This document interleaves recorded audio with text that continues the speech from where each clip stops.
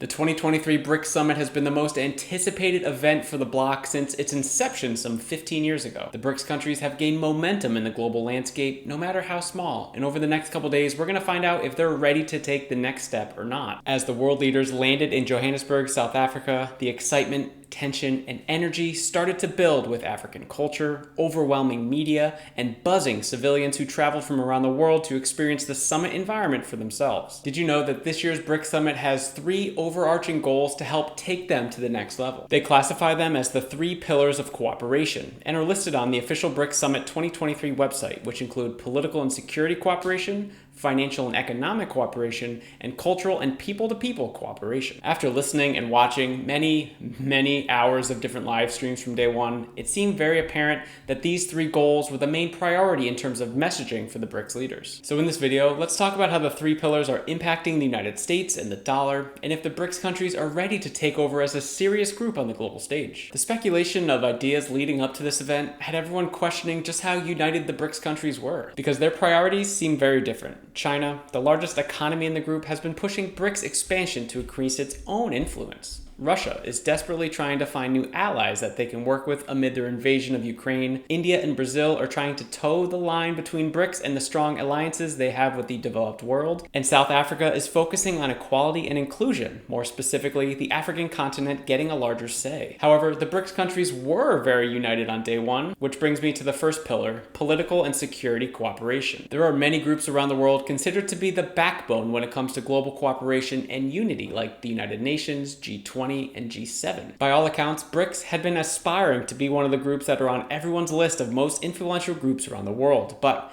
that is not the case according to Brazil President Lula da Silva, who doesn't believe BRICS to be a rival of those groups. He said, "We do not want to be a counterpart to the G7, G20, or the United States. We just want to organize ourselves." And this aligns with his messaging when he spoke at the G7 summit earlier this year, saying, "Dividing the world into East and West, or North and South, would be as anachronistic as it is innocuous.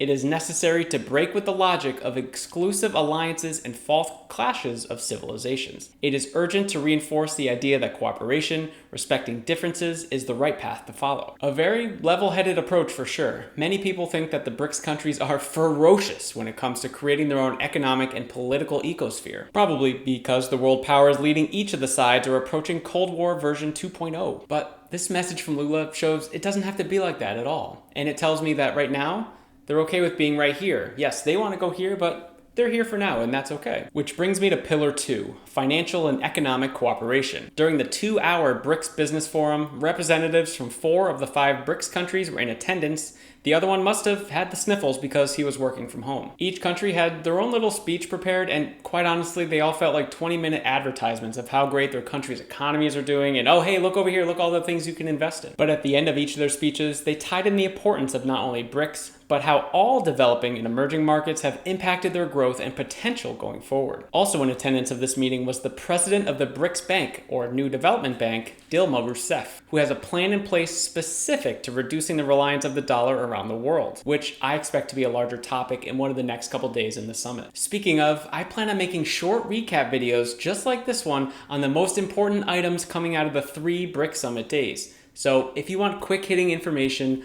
on each of the days, make sure to let YouTube know by subscribing to the channel. Back to Rousseff and her plan to reduce the dollar's usage around the world. She believes using local currencies would avoid risk. She said, "Local currencies are not alternatives to the dollar, they're alternatives to a system. So far, the system has been unipolar. It's going to be substituted by a more multipolar system." I think for now, BRICS has put creating their own currency on the back burner, but I would love to get your thoughts on this. Down in the comments, do you think BRICS has a better chance of dethroning the dollar by creating their own currency or by using local currencies? The final BRICS Summit pillar is the cultural and people-to-people cooperation. Here, I want to focus on BRICS expansion rumors. Based on today's comments, it really feels like we're either going to get an announcement for new countries that have joined the BRICS bloc, or at least a criteria to allow countries to join. Dozens of countries have expressed formal or informal interest in joining the BRICS bloc. We already know China is ready for this, like I mentioned earlier in the video, but South African President Cyril Ramaphosa said during the BRICS Business Forum that the leaders had a meeting scheduled specifically to discuss the admittance of new members. It'll be very interesting to see how all this plays out. Will they go for a country with maybe one of the higher GDPs like Mexico?